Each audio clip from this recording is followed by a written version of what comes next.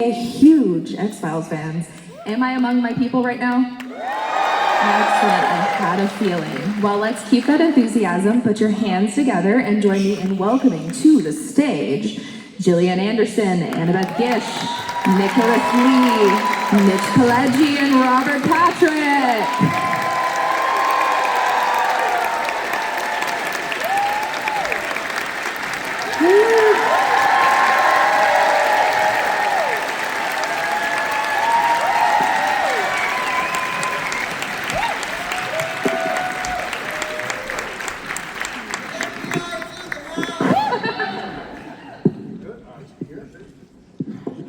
How y'all doing?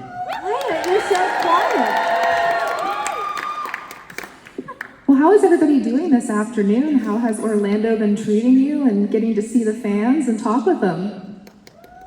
Fabulous. Hi, fans. Hi, fans. Robert Patrick, aka John Doggett. Well, I'm going to kick things off first with a question for Gillian. Anybody else? I just want to say, just let me hang it out there. I've always Nobody wanted. else says a. I've always wanted to do this. MegaCon.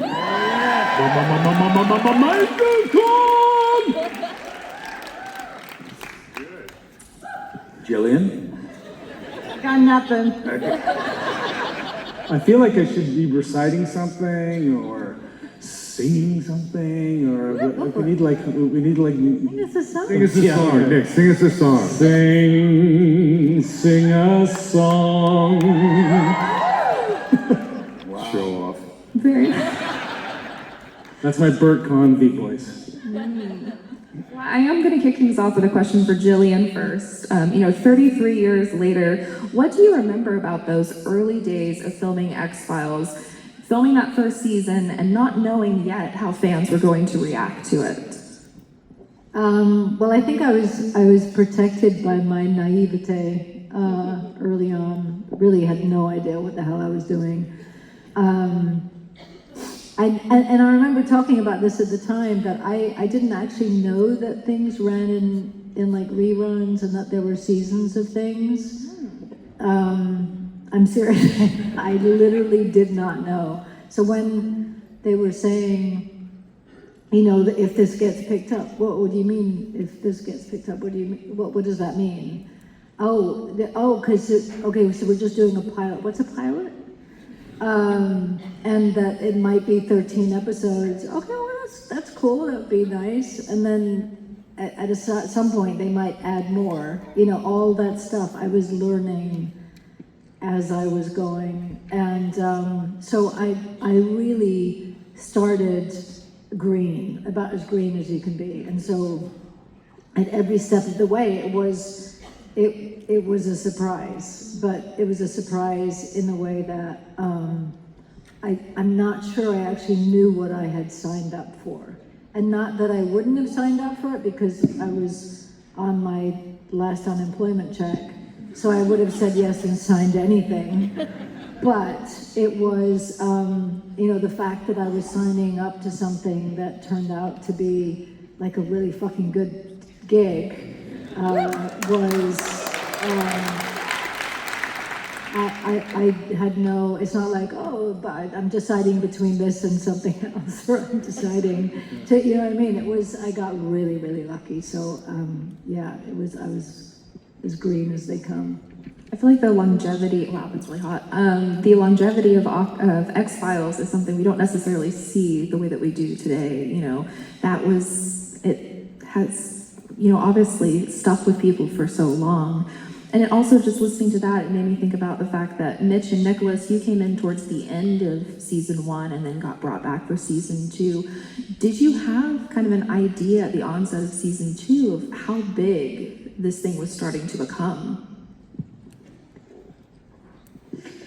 Listen, I was in season 1 as a completely different character, right? And then I came back in season 2 as Alex Krycek, and had no, sort of in somewhat the same boat as Gillian. I had no real grasp of where it might go or how. I mean, I was only supposed to be there for 3 episodes to begin with, so while Gillian was off convalescing, and you know, it obviously changed into something much more dramatic.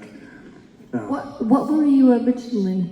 I was in Gender Bender, which is an episode in season 1. You were a different gender? What? Different one? Did you start in No, a different gender? I made out with somebody who changed from man to a woman in the midst of it, and then you guys came and interviewed me in a hospital bed. Oh, I need to watch that. Yeah, it was pretty memorable. Just side note, don't ask Gillian about Annabeth coming and singing, doing whale sounds at her bedside because she has 0 recollection. Don't ask me about anything. I mean, literally nothing, because I don't remember anything. But that sounds like a cool show.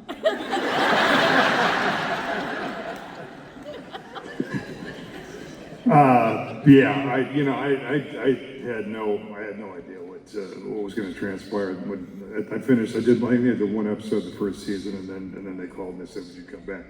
I think, were you getting ready to have a Are you asking me? baby? For real? You were. I know that I had a baby. You did have a I baby. do remember that.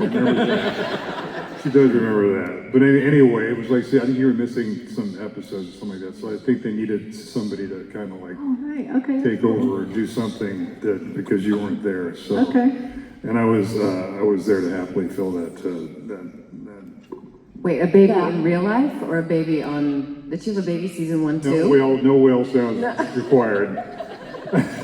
But anyway, so so that gave me the opportunity to come back and really try to establish this guy, because I think they were looking for somebody to fill that role. They had other, a couple of other guys in the capacity of being their superior or something to that extent. And I guess. Is that when you took your shirt off? No, I didn't take my shirt off yet, but I was getting there. I was thinking about, when am I going to be able to take my shirt off? I do to cement my fandom. But I mean, anyway, so I got to build this character, and I didn't know which way they were going to take it at first, because I thought he was at first going to be an adversary. I think he was. He was pretty much a roadblock to what they were doing, because he was in some way or another being influenced by CSM. But then eventually he became their champion. Right? Who was your champion, wasn't he? You were my champion, yeah. Yeah, baby. Yeah. That is canon accurate. My next question is for Annabeth and Robert. The two of you came in later on in the run, and we're kind of picking up for where things were left for Scully and Mulder. Were you both fans of the series coming in, and did you feel that pressure at all coming into the show and kind of being the new faces of it? Yes, there was pressure. I was elated to have the opportunity to join these guys and do this show, because it was a great show and I was a fan of the show, and personally I was looking for a steady gig on television, and it fit right into what I was looking for, something to do in Los Angeles. And it was a great role, wonderful production, great writing. And it's a fantastic cast to join, and they really, they had it down. It was a machine making that show. They had it down. It was fantastic. Every episode was like doing a little movie, and I loved playing John Doggett. I'd still be playing John Doggett if they'd pay me to do it. He's a great character. I usually play the antagonist all the time, so to be the pseudo-protagonist, or at least on that side, was a fantastic experience for me, so I really, really enjoyed it. But there was a lot of pressure. The internet was new. I had no idea how rabid the fans were. They were super insulted that I would even think about being on the show. Some of you guys are really horrible. The way you describe me, and, ooh, we don't want that guy. Jeez, it broke my heart. I didn't even do anything. It was so sad. So sad. Gillian threw water in my face. But that was a great metaphor. It really was. It was genius that they came up with that. It was like, choo, you know, that's for all the fans right there. So take that and run with it. But it was fun. It's funny. I think back I don't remember most of the episodes, but I do remember that first one. And I remember, you know, really feeling like, boy, I'm joining something quite significant, and it truly is. So thanks for your support all these years.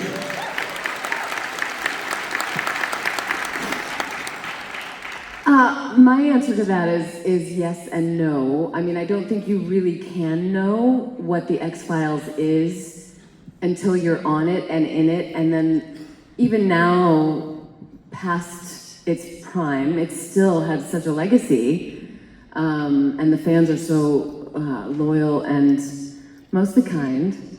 No, really, I was warmly welcomed, but one of the best things for me, because Robert had come before, he kind of eased the way. And what I love the most is that every time we would have, like, it really mattered to him. And sometimes I think in episodic TV, people get tired, because it is grueling. It is and back in the day when you could work 23 hours, I don't know how you did it for 9 years. But Robert really fought for every scene and every moment. So to have him as a scene partner was good. It's gonna make me cry. So sweet.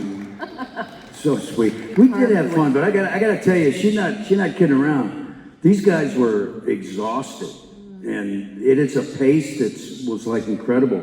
I remember we were on one set somewhere, and there was a little cot set up, and I was like, what's that for? Well, that's for Gillian. She might need a nap.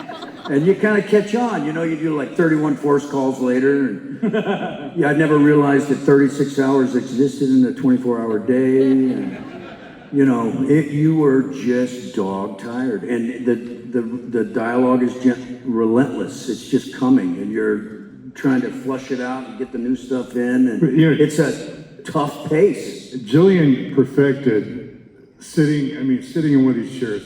These chairs aren't comfortable, but she could fall asleep in a chair. Just all of a sudden, I go, what's she doing? She's sleeping, and she just, I tell you what, I stole that. I learned how to do that, and then now I can fall asleep on one of these chairs, because a lot of hours. This little girl worked her ass off. She really did. And Gillian, I used to doing my makeup while I was sleeping. Like there was like I would lie down on the floor and she. well, I hope all of that exhaustion was worth it when you're at conventions like this and you're getting to hear from fans what Scully meant to them. What has it been like for you to kind of hear the impact that character has had on so many people, especially women in STEM? The Scully effect. The Scully effect, exactly. What is it like when you're at these conventions hearing those stories? And are there any that kind of linger in the back of your head, like, something I did really had an impact? I think, because it was something I heard a lot about at the end of when we were filming, and there was a documentary that was made by the Gina Davis Foundation around the effect of Scully on STEM and young women in STEM. And so I was aware of it. I did an interview for that documentary. I'd spoken about it before, and so I didn't actually realize that it was still something that what was meaningful and talked about. Like it was only in the last maybe 5 years again where I thought, this isn't something that's just in the past. This is something that is still having impact. And so it's very easy, I think, sometimes when you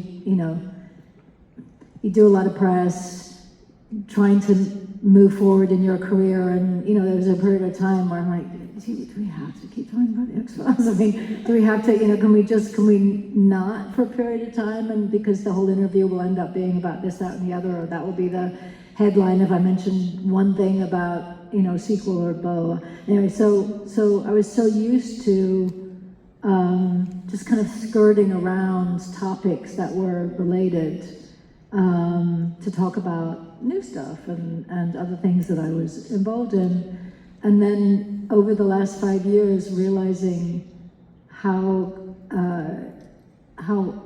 much the impact continues today just for, smart young women who are interested in expanding their minds and their brains and maybe even that might equate to what they then want to do, when they become an adult, or it's still having impact. And I was just at a con in DC, and 50% of the people who came up to the desk for me to sign things were women in STEM in one form or another, either coders or working in cybersecurity, or FBI agents, or people working for the NIH, women working for the NIH who had been impacted. And so, you can't predict the kind of impact that is, but it's always felt very much like, yes, it was me playing that character, but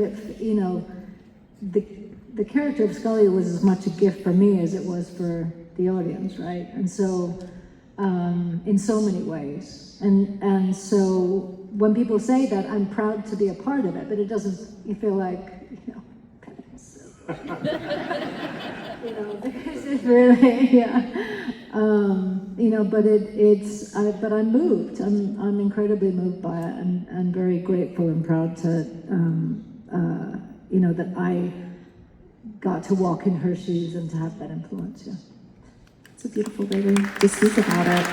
And it kind of brings me to my next question, which is something that is directed at all of you, which is, during your time of playing your character and looking back at each of the characters that you played, can you remember any kind of plot lines or storylines that had an impact on you, or maybe either in a way that it made you understand something about yourself, about the world, or even about your character? I can start on either end, or whoever can start first. You want to start down there or here? Well, I was just going to say immediately, 4D and Audrey Polly for me were my two favorite episodes, and I think 4D because really so much of what they were doing about time and like the time-space continuum and quantum physics, that really affected me deeply, and it changed my perspective. Very cool. Anybody else? Mitch? Robert? I don't know, Skinner was just, there was a lot of me in Skinner. There's a lot of my dad in Skinner. And I don't know. I don't know if it changed me, if playing that character changed me at all. It's certainly, I think, solidified a character that I went on to do Stargate Atlantis, and I was basically playing Skinner in a flight suit. So, it did stick with me, anyway. Nicholas, Robert? I was just going to say that it seems to me that none of these experiences seem sort of relevant in the moment, and that's probably rightly so.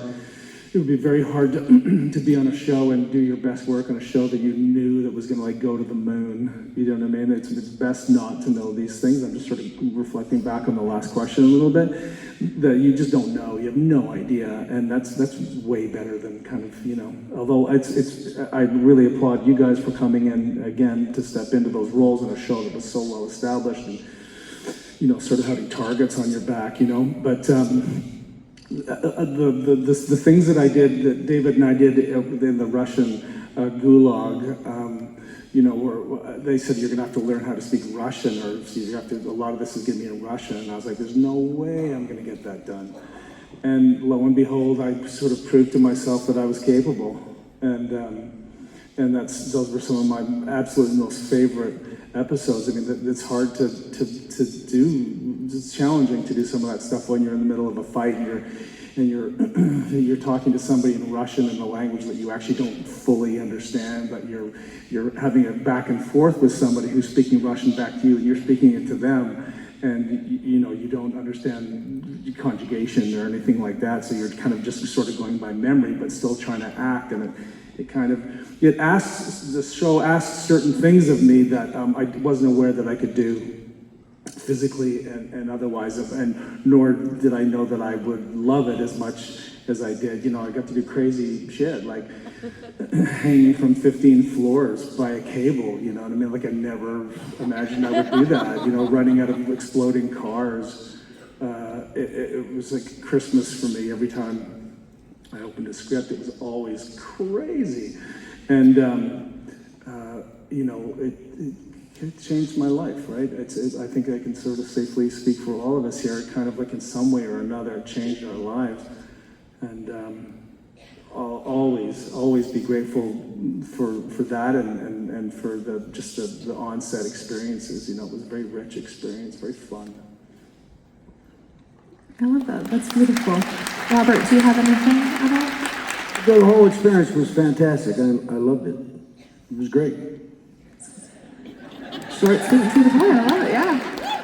I'm going to circle back to something you said earlier, Mitch, about the way Skinner starts to become their ally. And I'm curious if you remember like a pinpoint moment in that season or in the season beforehand where you started to play him as seeing them as somebody that he can kind of I can remember the exact moment when that happened. It was a confrontation between cigarette smoking man and Mulder and myself in my office, where I spent a lot of my time. Anyway, and it was when Skinner came to the realization that he was being played for a fool, and that he caught CSM in a lie, and he knew that Mulder was telling the truth. And it was at that point he looked at Cigarette Smoking Man and he said, "Get out." Cigarette Smoking Man thought that I was telling Mulder to get out, and I looked at him directly and said, "Get out." And I think that's when he became an ally, and I think that solidified the direction that he would be headed for the rest of his time on the show. Remember what episode that was? You're asking me that? Was it season 2? Really? Was it that early? It was pretty quick. It was a Dalmatian. I need that dog. My next question is for Annabeth and Robert, because your characters had a chemistry to them that felt very organic, and I'm curious about that partnership, and was it something about finding your own rhythm? Was it in the script? How did that kind of come to be? Because it felt so organic watching it happen. It was very organic in real life, playing the scenes, it was wonderful. I knew Annabeth before, and it was just great to let it unfold and let it happen, and it was easy, it was real easy to do. She's beautiful. Thank you. Yeah, I that's a sort of an untold storyline that I wish we could have played out a little bit more, the budding romance of Doggett and Reyes, or of Scully and Reyes. You never know.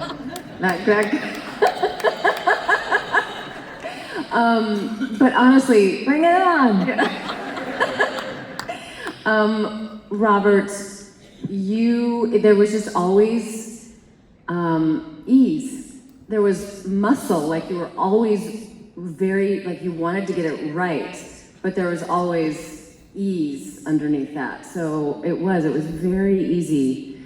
And we knew each other's, Robert he likes to claim that he introduced me to my husband, but he was involved, I guess. Well, he was my and Chris Carter's Krav Maga instructor. Yeah, her husband's a real certified badass.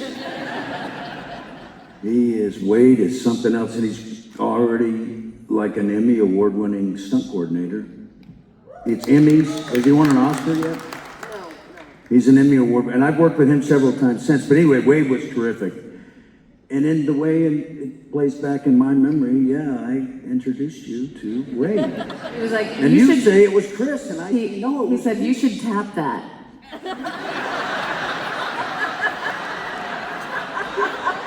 Did I really?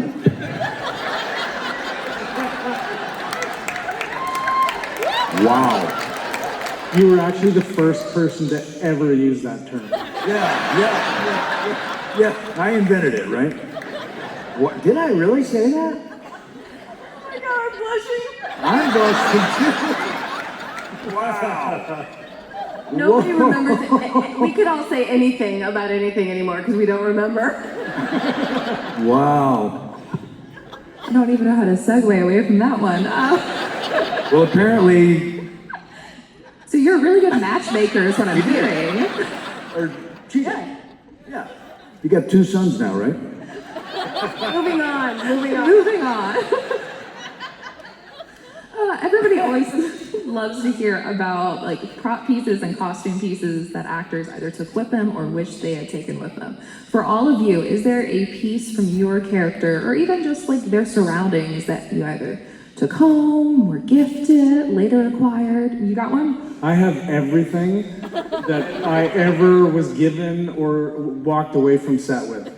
And it's all in a trunk in my basement, and it's dry, and it's clean, and it's gonna buy me a world cruise when I'm old. My arm got cut off on the show. And Kovarubius comes to find me in a Russian gulag, and I'm having a shower, and they made a prosthetic for me that attached to my arm and came down to make it look like I had a cut off arm, and that's just sitting like in a bag, like in this trunk in my basement. And so it'll probably fetch $120 or something. That needs to be in a museum. Yeah, it really does. It really does. How about for anybody else? I think I've got every suit that Skinner ever wore on the show. At the end of And it still fits. they don't fit, unfortunately. But they're interesting. I got one of the Letterman jackets. What was the show with the anyway? With the had the goat with the horns on it. Anyway, kook. Or is that a different one? It was a different one. What do you say? You guys know what I'm talking about? They had the Letterman jackets with, and it was the high school kids and. Blood-sucking goat? No. Maybe it was a different one. Yeah, I also have, Skinner had on his desk, he had a brass bulldog, and I've got that at home, sitting on my desk.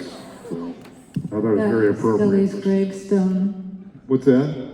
I have Scully's gravestone. You really? Scully died, but then she came back to life. Oh!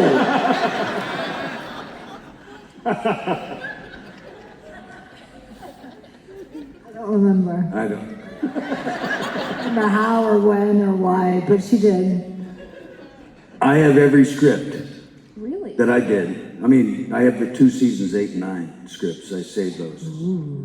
Gillian told me to save them. Yeah, she said they might They be worth tapped something. those? You should tap those. You did say you should save those. I went, yeah, you're right. I will. Do you have anything, Annabeth?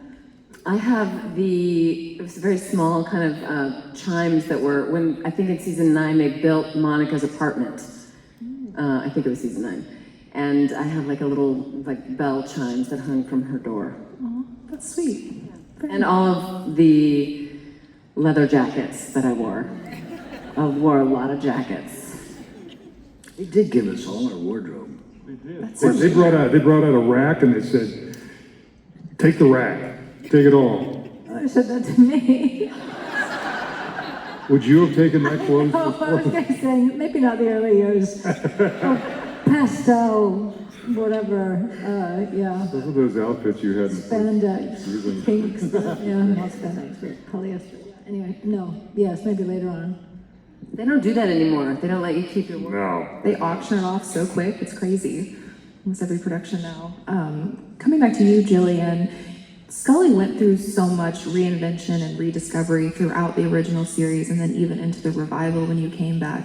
What was your North Star for having, like, how you played her when you came back to the role?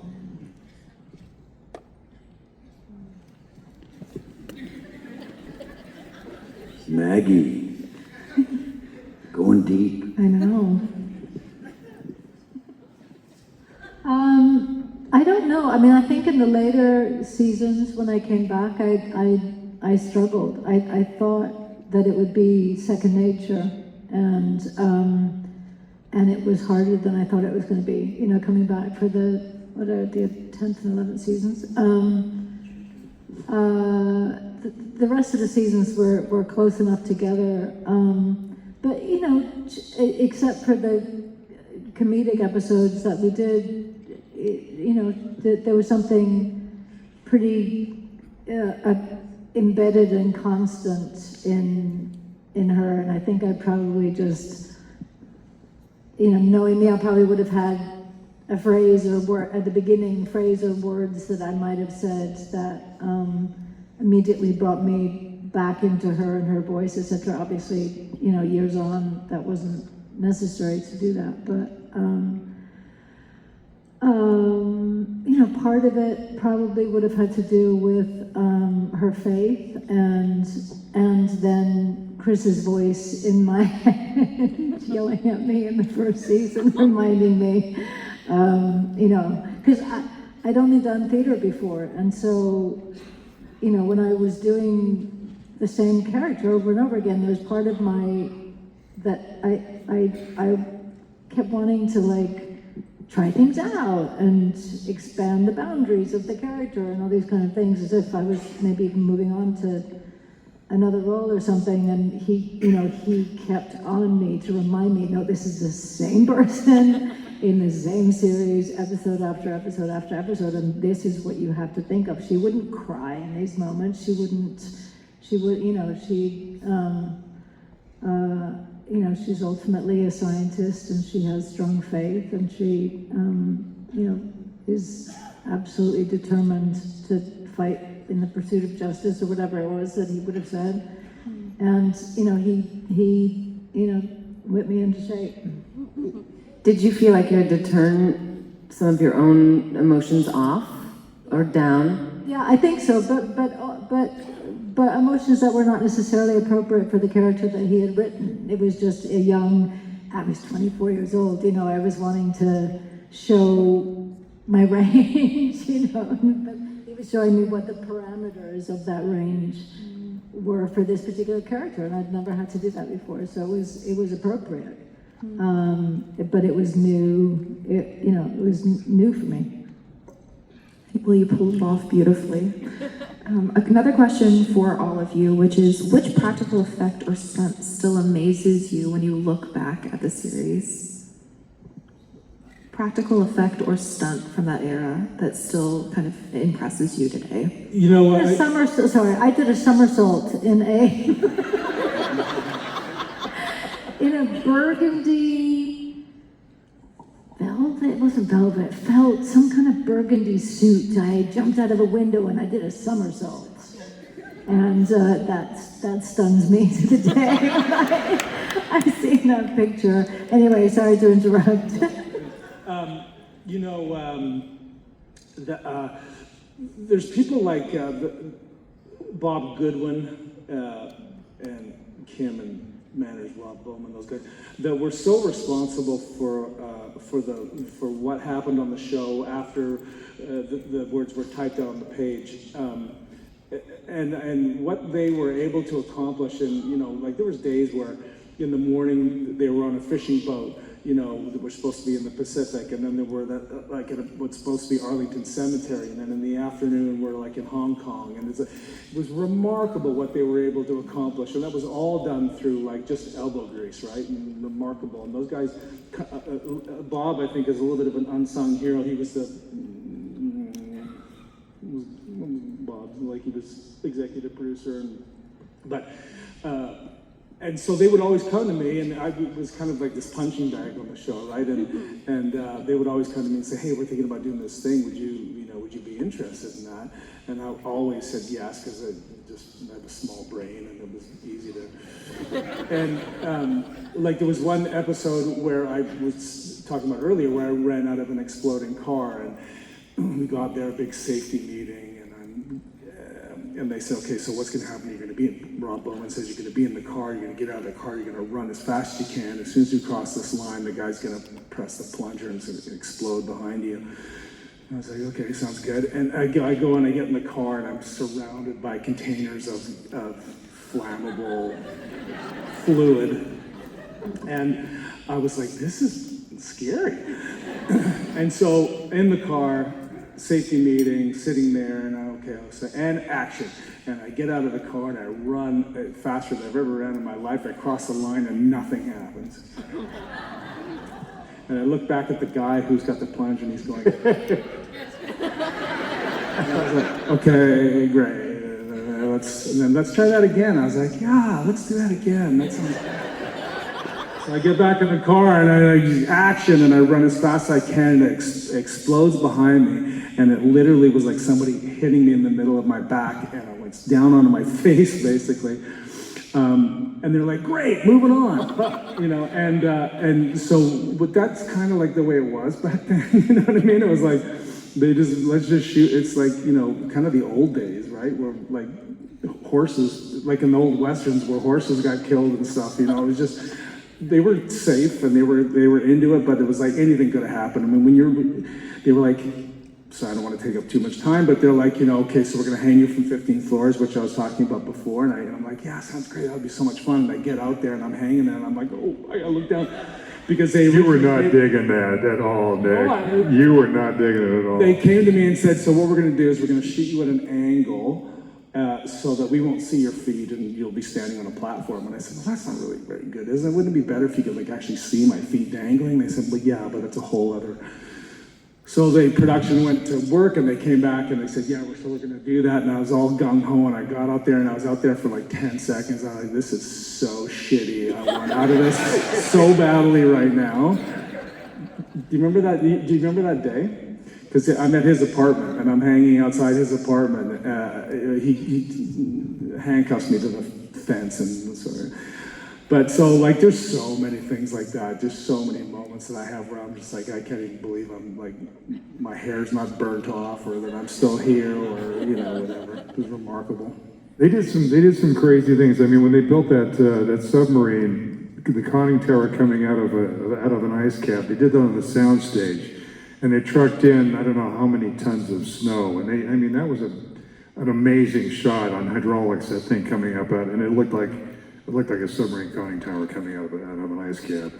I had a fight that, the elevator fight that I had with X, that Skinner had with X, was it was interesting just because Stephen Williams and myself, we choreographed it ourselves, figured out what we were going to do. I'm going to headbutt you, blah, blah, blah, this and that, throw you up against the back of the thing. Rob Bowman was directing the episode. So the first take, I grab Stephen and I throw him up against the back of the elevator, and I thought it looked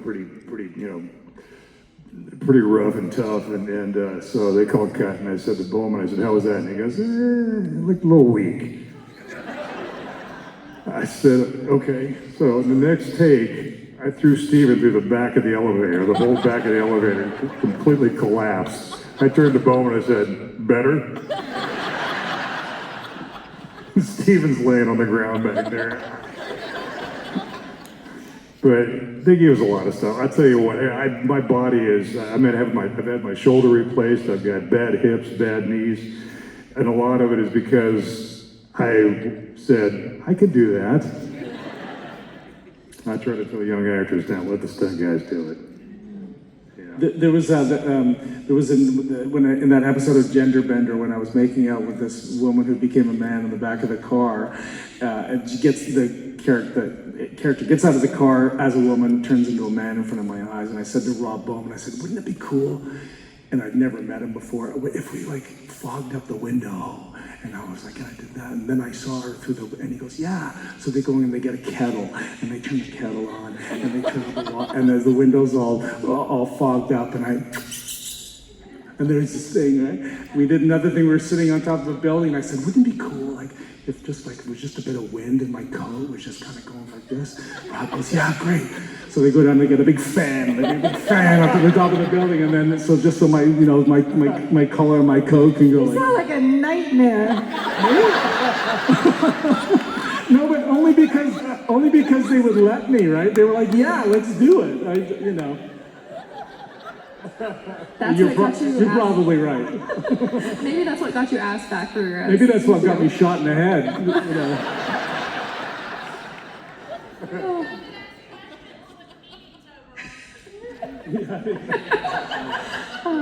And then as we wrap up, obviously, Robert, Annabeth, I would love to know for you as well, like, were there any stunts or practical effects or those kind of, you know, situations and episodes that you can still look back at similarly?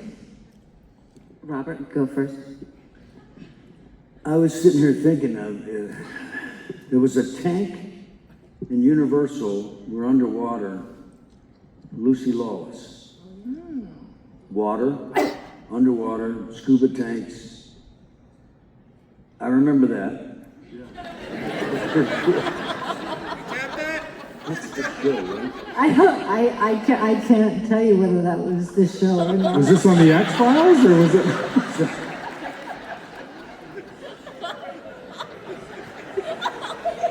It was Universal. I'm trying to remember. Universal? I do. Universal water tank, Yes. Universal. deep. We did our Car. show for Fox. I know, but they didn't have a tank. So went it over was to Universal. literally, and I had to learn how to scuba and the whole kind of thing. Yeah, that was the X-Files. Lucy Lawless was come on, guys. Yeah, no, I remember that. Fucking don't do that. I'm with you, Robert. I wasn't in that episode. Annabeth. I don't think I was in that. Well, anyway, it was cool. So, but I do remember, I was telling Nick that I remember doing a fight scene with him in the parking lot. And weren't you dragged by the car? Weren't you like hanging on? It was I'll do crazy. that. Is that cool too? It was fucking cool because it was him hanging out. It was cool. What else? Do you remember that time that you and I were in a car? Oh, his name was, yeah, I was there. His name was flapping. I remember jumping off an oil rig with David Duchovny, an oil platform.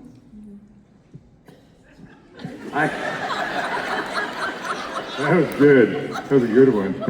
Oil platform. What It episode was was at that? Black Universal. oil or something? What was with the black oil, by the way? All these years, It came. I don't understand the I'll fucking tell you black right oil. now. I'll tell you right now. What was that? So in World War II, there was a Japanese plane crash landed in the ocean, and the alien was inside the plane, and it got inside the engine oil, and that's how the alien traveled, was through engine oil. And so when it got out, and it got out back into the thing, it was traveling as this oil, and it would go. I'm telling you, and it would go. It would go from person to person to person as black oil. I never understood that. I didn't either. Thank you, Nick.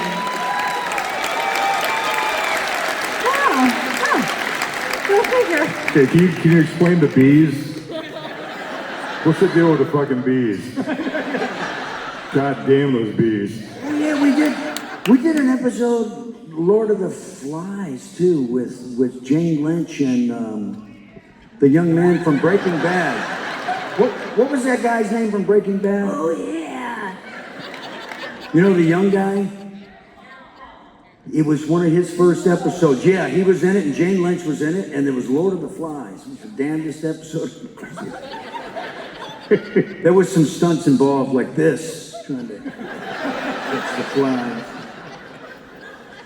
Well, I have loved this walk down memory lane. And we are at the end of our time for this panel. I know, I'm so sad. Are you all heading back to your table to continue chatting with fans? And Sure.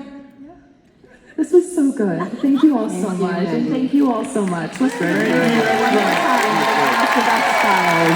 Thank you.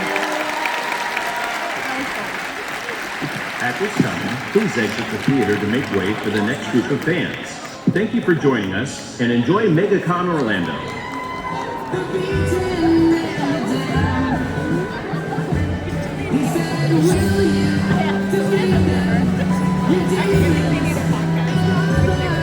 Will you